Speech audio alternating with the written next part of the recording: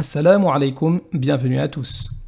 Aujourd'hui, nous allons lire un verset important du Coran, un verset qui contient la phrase à prononcer pour devenir musulman, un verset qui nous apprend à mieux connaître le Tout-Puissant, un verset qui nous aide à adorer celui qui donne la vie, un verset par lequel Allah nous fait entrer au paradis, un verset qui contient plusieurs noms de celui qui a tout créé, un verset qu'on aime autant lire que méditer. Le prophète alayhi salatu wassalam nous dit que ce verset est le plus important du Coran. Il nous a conseillé de le lire plusieurs fois par jour, après chacune des 5 prières afin d'obtenir le paradis, le matin, le soir et avant de dormir afin d'être protégé contre les mauvais esprits et le diable. Ce verset est le numéro 255 de la sourate 2 appelée Ayat al-Kursi. J'ai divisé le verset en 9 parties pour faciliter la lecture ainsi que son apprentissage. Allahu la ilaha illa huwal hayyul qayyum la ta'khudhuhu sinatun wa la nawm lahu ma fis samawati wa ma fil ard من ذا الذي يشفع عنده إلا بإذنه يعلم ما بين أيديهم وما خلفهم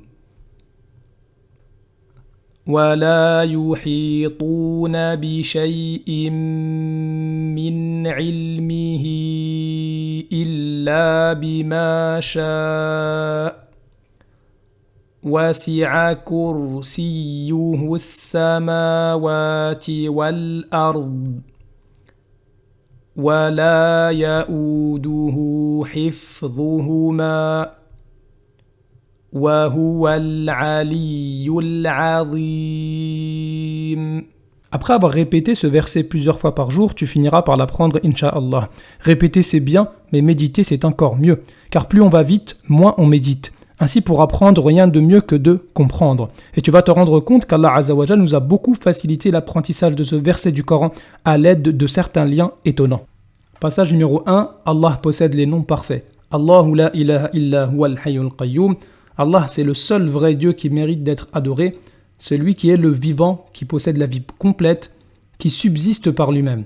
Passage numéro 2, par contre nous, les créatures, nous sommes imparfaits et Allah ne possède aucune imperfection qui ressemble à celle de ses créatures. La ta'khudhuhu sinatun wa la nawm, aucune somnolence ni sommeil ne peuvent l'atteindre qui contredirait sa vie parfaite. Passage numéro 3, toute chose appartient à Allah. Lahu ma fis samawati wa ma fil ard. Tout ce qu'il y a dans les cieux et la terre appartiennent à Allah. Par contre, passage numéro 4, nous, les créatures, on ne peut rien faire sans Allah Azza wa Jal. Man dhal ladhi yashfa'u 'indahu illa bi'idhnih. Passage numéro 5, ya'lamu ma bayna aydihim wa ma khalfahum. Allah connaît toutes choses, il est omniscient, il connaît ce qu'il y a avant, ce qu'il y a après, il connaît notre passé et notre futur. Et ce passage-là, c'est comme le milieu de Ayat al-Kursi. C'est-à-dire que tout ce qui va venir après, c'est ce qui a été dit précédemment dans un ordre contraire, c'est une symétrie. Passage numéro 6, وَلَا يُحِيطُونَ بِشَيْءٍ مِّنْ عِلْمِهِ إِلَّا بِمَا شَاءَ.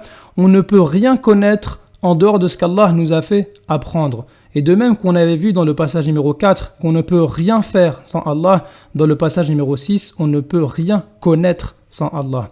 Passage numéro 7, toute chose appartient à Allah, وَسِعَ كُرْسِيُّهُ السَّمَاوَاتِ وَالْأَرْضِ. Son kursi déborde les cieux et la terre, et de même on avait vu dans le passage numéro 3 que tout ce qu'il y a dans les cieux et la terre appartient à Allah. De même ici, Allah fait ce qu'il veut dans les cieux et la terre. Passage numéro 8, aucune imperfection ne peut atteindre Allah. Wala ya'uduhu hifdhuhuma. Aucune fatigue, aucune lassitude ne peut atteindre Allah. De même qu'on avait vu dans le passage numéro 2 qu'aucune somnolence ni sommeil ne peuvent atteindre Allah. De même ici, aucune fatigue ne peut atteindre Allah, contrairement à nous, ces créatures. Dernier passage, wa huwa al-'aliyyul 'azim, il est le très haut, le très grand. Allah possède les noms parfaits, de même qu'on avait vu dans le passage numéro 1 qu'Allah possédait les noms parfaits. Ainsi, si on résume, Allah possède toute perfection sans imperfection. Tout est à lui et rien n'est fait sans lui. Il connaît toutes choses, rien n'est connu sans lui et tout est à lui. Il ne possède aucune imperfection, mais toute perfection.